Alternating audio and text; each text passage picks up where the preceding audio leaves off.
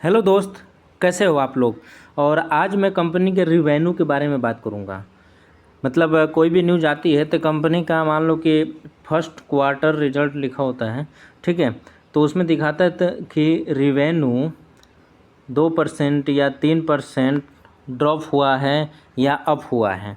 तो ये रिवेन्यू है क्या, और इससे हम कैसे स्टॉक में बाई सेल कर सकते हैं, ठीक है। तो अगर रिवेन्यू मैंने आपको दिखाया कि न्यूज़ कैसे आता है, तो न्यूज़ आपका आता है इस तरह का। इसमें देखो क्या लिखा हुआ है, ये विप्रो का है। विप्रो स्टॉक है ये रहा। और इसमें लिखा हुआ है कि रिवेन्यू ड्रॉप 4%। इसका मतलब क्या हुआ, ठीक है। रिवेन्यू का मतलब ये होता है, नॉर्मल भाषा में समझ लो कि मान लो आपने 10 रुपये का कोई चीज़ बनाया, ठीक है। अगर आपकी कंपनी है, 10 रुपये का कोई चीज़ अगर आप बनाते हो, 1 मिनट, 10 रुपये का कोई चीज़ अगर आप बनाते हो और उसको आप 50 रुपये में सेल कर देते हो, 50 रुपये में आप सेल कर दिया, तो 50 रुपया आपका रिवेन्यू रहा, ठीक है। दूसरा एग्जांपल लेते हैं, ठीक है। अगर दूसरा एग्जांपल से बात करूं मैं, अगर आपने मान लो कोई प्रोडक्ट बनाया और प्रोडक्ट बन के तैयार हुआ 50 रुपये में, टोटल खर्चा आया 50 रुपये, ठीक है। और उसको आपने सेल किया, क्या किया, सेल किया 500 रुपये में, ठीक है। तो आपका रिवेन्यू रहा 500 रुपया, ठीक है। अब इसको क्वार्टर का मतलब होता है 3 महीना, ठीक है। हर क्वार्टर 3 3 महीने का होता है, मतलब एक साल में 4 क्वार्टर होते हैं।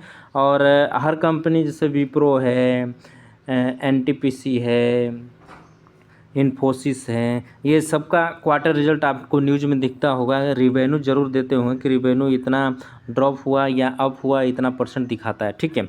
उसी तरह ये विप्रो का है, और विप्रो में ये दिखा हुआ है कि 4% की ड्रॉप हुआ है रिवेन्यू में।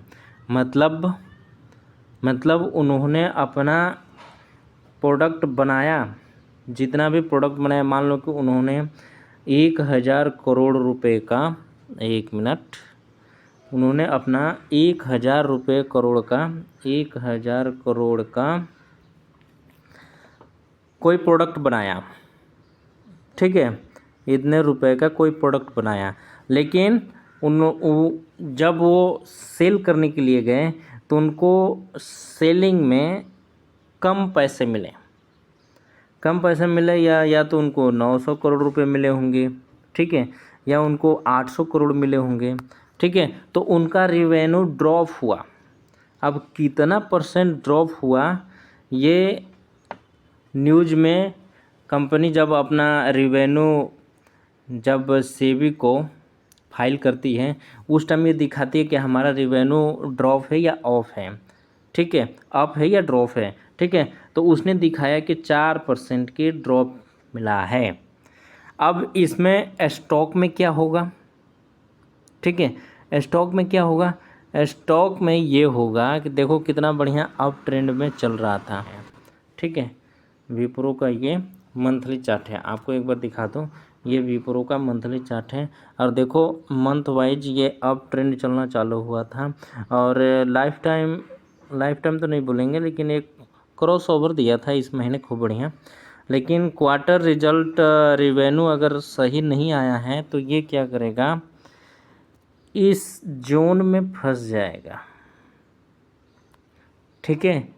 जितने लोग बोलते हैं ना कि ब्रेकआउट हुआ है, ब्रेकआउट फेल हो गया, ब्रेकआउट फेल कैसे होता है, ब्रेकआउट फेल ऐसे ही होता है। क्वार्टर रिजल्ट आती है, क्वार्टर रिजल्ट पर कंपनी में कोई प्रॉब्लम नहीं है, कंपनी एकदम ठीक ठाक है, लेकिन क्वार्टर रिजल्ट आई, ठीक है, क्वार्टर रिजल्ट मान लो कि ड्रॉप है, रिवेन्यू ड्रॉप है और प्रॉफिट भी ड्रॉप है, इस तरह की जो चीज़ें आती है, प्रॉफिट पे भी बात करूँगा, एक वीडियो बनाऊँगा। और इस तरह की जो बात आती है तो वो क्या करता है, एक रेंज बाउंड में स्टॉक फंस जाता है, ठीक है। इस रेंज में मान लो फंस गया, लोग बोलते हैं यार मैंने तो स्टॉक लिया, ये तो चलता ही नहीं है, तो बहुत कुछ देखना होता है। अगर कोई स्टॉक ब्रेकआउट दे रहा है ना, तो ब्रेकआउट उसका फेल कैसे होता है, ऐसे ही उसका ब्रेकआउट फेल होता है। क्वार्टर रिजल्ट गड़बड़ आ गया, या उस सेक्टर, जो सेक्टर का स्टॉक है वो सेक्टर आउट परफॉर्म निफ्टी को नहीं कर रहा है, कई रीज़न हो सकते हैं। ठीक है, तो ये हो गया रिवेन्यू। आपको, मुझे आशा है कि रिवेन्यू आपको समझ में आ गया होगा। अगले दिन मिलेंगे और हम कंपनी का प्रॉफिट बात करेंगे। ठीक है, और कंपनी के प्रॉफिट के लिए फिर मैं आपको एक वीडियो बनाऊंगा। तब तक के लिए थैंक यू।